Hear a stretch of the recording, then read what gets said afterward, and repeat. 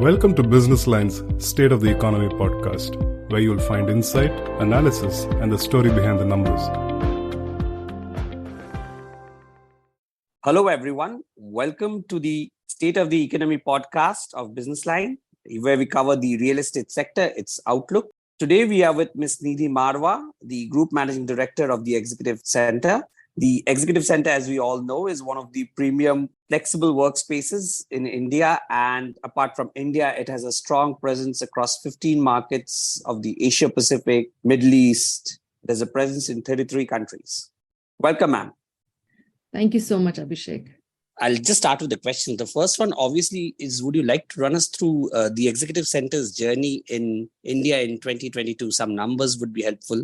So the Indian market contributed about 15 million to the global EBITDA of TEC, which was a 31% year-on-year increase from last year's EBITDA. We also saw the demand strengthening with the average occupancy of our workspaces going up to about 92%. We saw a renewal price hike also of about 5 to 8% on an average. We also, therefore, focused a lot on expansion, which was demand-led, adding about 1,000 workstations. These are your top-of-the-line, great experience workstations, about 1,000 of them to our existing Indian markets in 22. And ma'am, going forward in 23, let's say the calendar year 23, what is the outlook for the Indian market from the Executive Center side? So we continue to have a good expansion pipeline. We are definitely going to add so we've already signed on for 5 more centers in India across Bangalore, Hyderabad, Gurgaon, and Mumbai. And this itself would be about 1.5 million square feet. But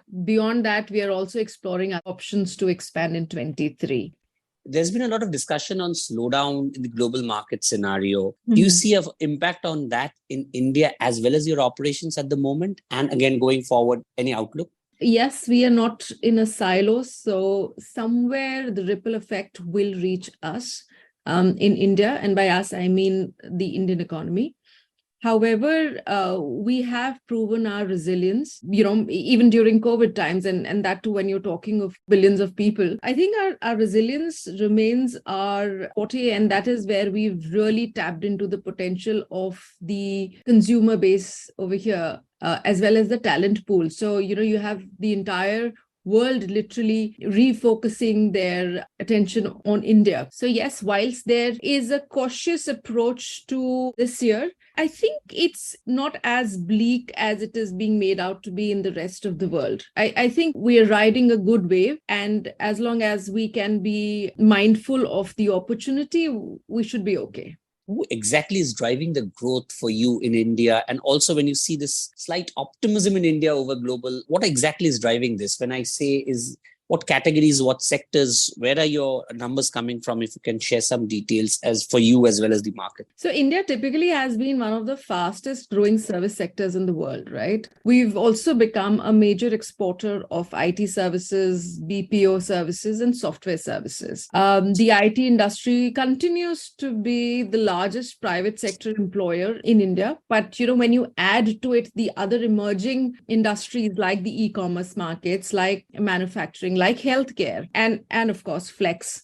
These are the major movers, in 22, wherein you are seeing more and more FDIs coming into India. You are seeing a renewed focus into tapping, like I said, into both the consumer base as well as the talent pool of India. So I think that is the driving force, when it comes into India. For example, the GCC numbers, if you see, earlier GCCs were only supposed to be, global capability centers. They were essentially cost drivers. And therefore, India had a great, where else do you get mostly sub-dollar rates and so on and so forth. But it has also transitioned from being cost vertical to strategic business enablers and value creators.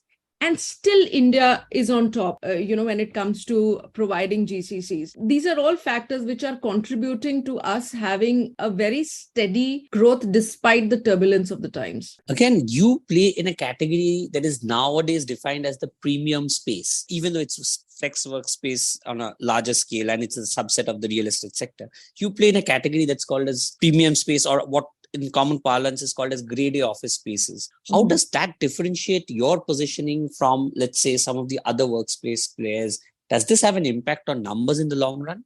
At the end of the day, I think the last few years have been a learning curve for us that sustainability is key and employees are actually assets and who need to be really taken good care of. So the workplace strategy has moved kind of repurposing with the help of design and employee engagement. So when you talk of premium office or luxe office, you're actually talking of an employee experience, need to want to be in office. Now, when you talk of that need, you're talking of people who would want to be back into the offices voluntarily, who would want to have, open plan for collaborative collisions, a space which promotes wellness. It focuses on utility, consistency, touched out areas. It's not just products. So when we talk of ourselves as being a great space, a great value proposition, it encompasses all of these things that I spoke to you about. The experience from the drop-off point right into the offices is what we are talking about. And we've been doing it for the last 28 years. There is something to be said for experience also. Every few years, we all get this palpitations about the upheavals in the economy. Post that, we've learned to navigate through all of those and evolved with experience. That has also have we, and that is what puts us into a premium category. It's not only about cost, it's a value proposition. If this question is rephrased and asked to you, when you consider yourself as premium, what difference in rentals do you command over, let's say, a general player? And also, are clients willing to pay that extra premium today, considering the slowdown factors and the hesitancies on that? Firms have realized that a big portion of sustainability is your people. You take care of your people, they'll take care of you. A wholesome experienced employee when they are in nated workspaces. The work and the spaces in which we work have itself been redefined.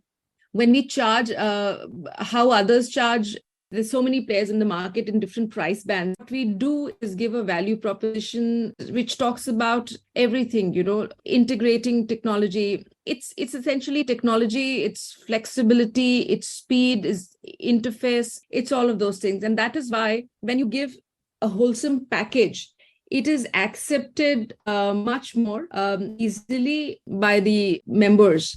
And that is where we have done extremely well. COVID test was like an acid test for everybody. And they saw that we did not shut down any of our offices. There was a seamless operations despite the lockdowns. At no point of time was there a default in terms of giving services or, in turn of our equation with our landlords. So I think, that itself showcases the strength of a business and the sustainability of that business. So that has held us in very good stead. Earlier during the conversation, ma'am, you said you're looking to expand into 5 more cities, Bangalore, correct me if I'm wrong, Bangalore, Mumbai, Delhi, NCR region. Yes. Yeah, amongst 5 and 2 more. So would you explain us how much workstations would you add across these 5 cities? And also, would you look to get into tier 2 markets? Is there a demand there? We've confirmed a take-up of at least 4 more centers in India in 23, which includes Bangalore, Hyderabad, Gurgaon, and Mumbai. We're exploring more options. So I'm sure we'll be adding to that capacity. As of now, with these 4 new centers, we would be about 1.5 million square feet of premium grade A space. We continue to look at them, follow them very, very carefully. But like I said, these are all emerging markets. So when you talk of so much space, there's just the metros and the big 4s are big, but we'll need to trickle into the tier 2 cities as well. So yes, we're following them very closely and let's see. It has a huge potential, I'm sure. So we may come up with an announcement soon. You have been taking these spaces on rent, as I understand. Any plans to develop your own workspace? Is that a model that you've ever explored anywhere globally, as well as is that an option in India? So we've not done that, essentially, Abhishek, because locations evolve. For us, it's more important to have multiple grade A locations offering to different takers.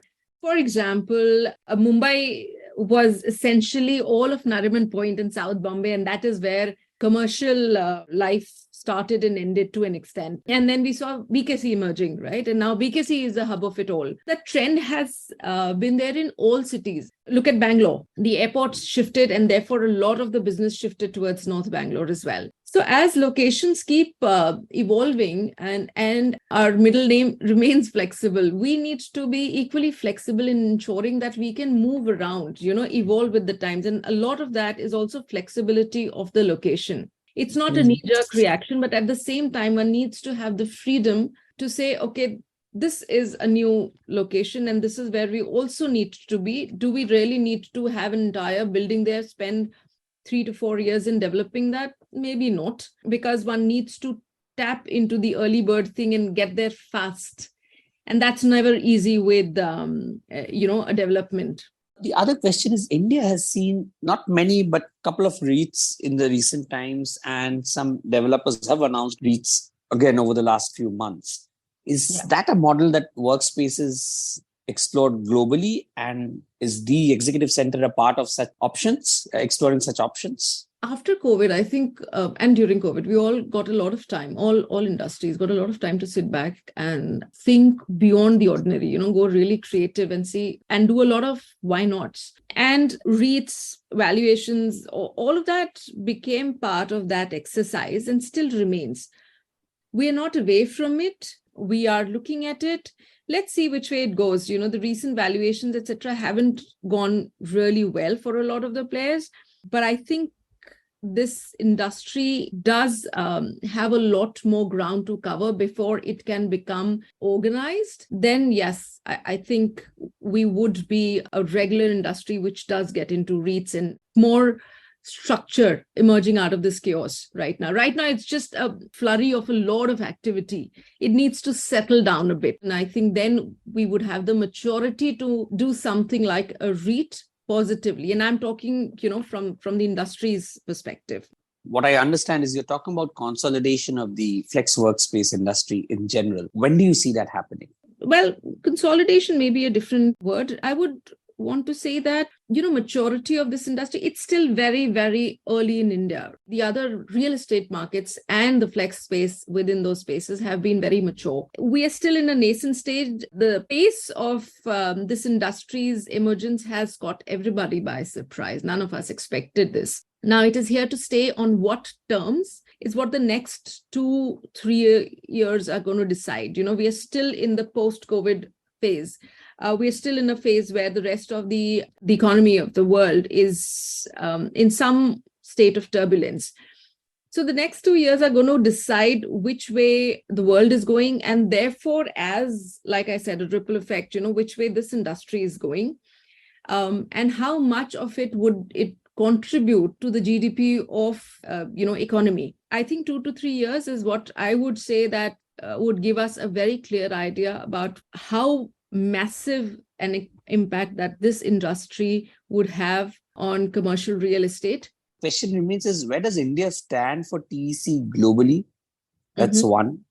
And two, going forward, where do you see it placed in global rankings for the executive center? China remains our largest market, but obviously we've been there for the last almost 28 years. In India, we've been there just about 15 years. And we're already the second largest contributor to TC's, global profitability. I think in the next few years, given the pace that we are in, and if all cross your fingers goes well, I think we would be a very strong contender to lead TC's growth and expansion. And if I may ask for the neighboring countries where you also have a presence, let's say Sri Lanka and others, how do these markets place compared to India? Obviously, I'm presuming it's not as big as India, but how do these markets react in general? React, when I say react, is to these demands in general. What is the markets there? We hardly know beyond India, China. So some of these neighboring countries, how do these flex spaces play out there? Okay, so if I look in my rear view mirror, I would say China is a massive contributor. It's just so fast to adapt things, to adapt to things and to adopt things. It was doing really well before COVID hit it. Hong Kong was one of our key markets, but Hong Kong has had its fair challenges, geopolitical, etc. Australia is also a market that we are in and we are expanding. Japan has had a setback, but it was one of our toughest and strongest markets, and I'm sure it will gradually emerge out of that. Southeast Asia has, I would say that it's tapped into the challenges of the rest of the Eastern world and really made it an opportunity. And therefore, everything from a Singapore to a Malaysia, all of those, Vietnam, Philippines, all of those have done well, expanded far more rapidly than they would have done had it, in the pre-COVID phase, for instance.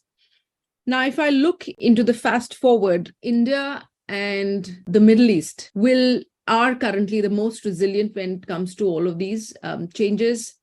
They remained so during COVID times, and these are the two regions that one should really focus on. Thank you. Thank you for being on the podcast with Business Line.